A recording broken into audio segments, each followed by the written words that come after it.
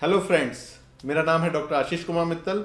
मैं एक senior consultant psychiatrist and sexologist हूँ और मैं गुड़गांव में प्रैक्टिस करता हूँ। फ्रेंड्स, आज का हमारा टॉपिक है कि क्या साइकेट्रिक मेडिसिन्स एडिक्टिव होती हैं या नहीं होती हैं। तो भाइयों, क्या होता है कि जब भी पेशेंट डॉक्टर को दिखाने जाते हैं, उनकी ओपीडी में जाते हैं दिखाने, तो वहाँ वो दूसरे पेशेंटों से मिलते हैं और जब उनका डिस्कशन होता है तो उनको पता चलता है कि काफ़ी सारे मरीज काफ़ी लंबे समय से दवाइयाँ ले रहे हैं और अगर वो दवाई नहीं लेते तो उनकी स्लीप अफेक्ट हो जाती है, उनकी एपेटाइट अफेक्ट हो जाती है और जो उनकी पुरानी बीमारी है वापस आ जाती है। तो ऐसे में एक दूसरे की इन्फॉर्मेशन जानकर काफ़ी मरीज परेशान हो जाते हैं, एंशियस हो जाते हैं। तो काफ़ी सारे मरीजों के दिमाग में एक कन्फ्यूजन आता है कि ये जो हम साइकेट्रिक मेडिसिन ले रहे हैं ये एडिक्टिव हैं या नहीं हैं, कि कहीं हम एडिक्शन में तो नहीं जा रहे। तो भाइयों, इसी टॉपिक पे आज हमारा ये वीडियो है। चलिए स्टार्ट करते हैं। तो सबसे पहले समझने के लिए हमें समझना होगा कि साइकेट्रिक इलनेस कितनी तरह की होती हैं। तो इनको ब्रॉड रूप में हम दो तरह की समझ सकते हैं। एक तो एक्यूट इलनेस होती हैं जो कि शॉर्ट टर्म के लिए लास्ट करती हैं और कुछ ही समय में वो बीमारियां ठीक हो जाती हैं और इनका इलाज भी शॉर्ट टर्म चलता है, जैसे adjustment disorder, acute stress reaction, panic disorder. तो ये होती हैं शॉर्ट टर्म इलनेसेस। कुछ होती हैं लॉन्ग टर्म इलनेसेस जो कि लंबे समय तक चलती हैं, जो कि क्रोनिक होती हैं, जो कुछ सालों से जिंदगी भर तक भी चलती हैं। और अगर हम इनको और सिंपल रूप में समझें तो जो बीमारियां बाहर से आती हैं, जैसे कि कोई इन्फेक्शन हो गया, उसकी हमने कुछ समय एंटीबायोटिक खाई, हम ठीक हो गए, या बाहर से कुछ हमें चोट लगी जिससे हमें फ्रैक्चर हो गया, हमारी बोन ब्रेक हो गई और उसका प्लास्टर लगा और कुछ समय में हम ठीक हो गए।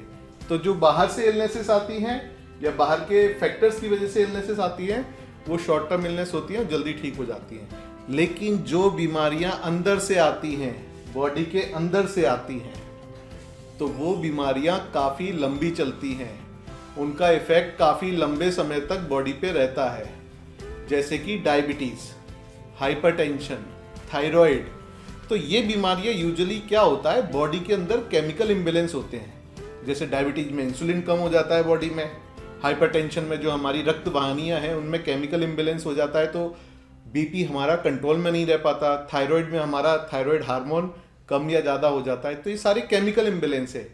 इसी तरह से साइकेट्रिक इलनेस भी एक केमिकल इम्बेलेंस की वजह से होती है, जो कि होता है न्यूरोट्रांसमीटर इम्बेलेंस ब्रेन में, उसकी वजह से साइकेट्रिक इलनेस होती है।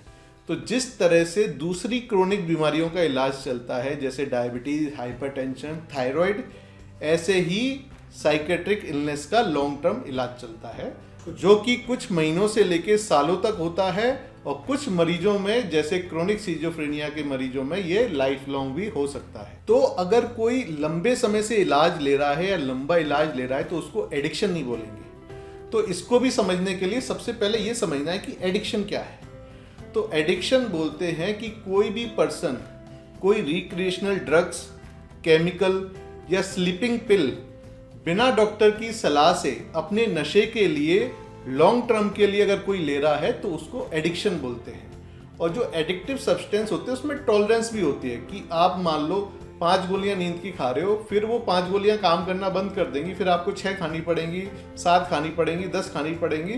तो धीरे धीरे उनकी डोज बढ़ जाती है, जिसको टॉलरेंस बोलते हैं। और जो एडिक्टिव सब्सटेंस होते हैं उनमें विड्रॉल भी होता है कि अगर आप नहीं खाओगे तो वो केमिकल नहीं लेने की वजह से या वो ड्रग्स नहीं लेने की वजह से शरीर में विड्रॉल होंगे। तो जो साइकेट्रिक मेडिसिन होती हैं वो इनसे काफ़ी डिफरेंट होती हैं। तो सबसे पहली चीज़, आप उसको इलाज के लिए ले रहे हो, आप उसको अपने रिक्रिएशनल यूज़ के लिए या नशे के लिए नहीं ले रहे हो। दूसरा चीज़, आप उसको डॉक्टर की सलाह के बाद ले रहे हो, तो इसलिए वो एडिक्शन नहीं है।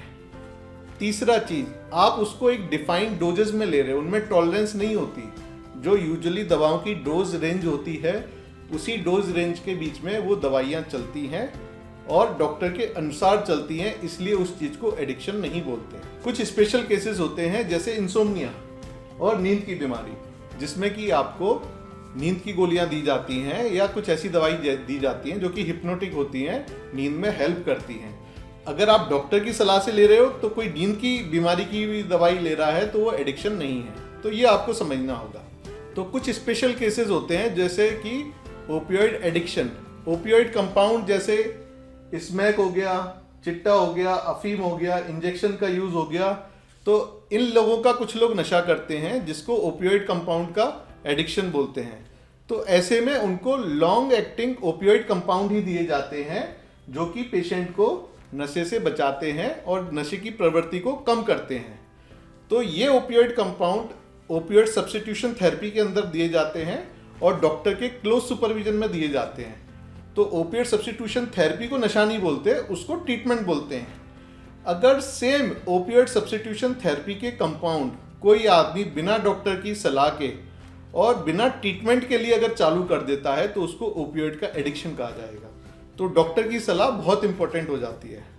तो भाइयों, आज के वीडियो में हमने समझा कि एडिक्शन क्या होता है और जो हम दवाइयाँ साइकेट्रिक मेडिसिन ले रहे हैं कि हमको इनका एडिक्शन है या नहीं, इसको कैसे पहचानें, और क्या सारी साइकेट्रिक मेडिसिन का यूज एडिक्शन कहलाता है या नहीं कहलाता है। आज के वीडियो में हमने ये समझा। तो भाइयों, मेरी कोशिश है कि मैं अपने वीडियोस के जरिए एक अवेयरनेस फैलाऊं जिससे कि लोगों को साइकेट्रिक इलनेस के बारे में राइट इन्फॉर्मेशन मिल सके, जिससे कि वो अपना ट्रीटमेंट रेगुलर और सही जगह से ले सकें।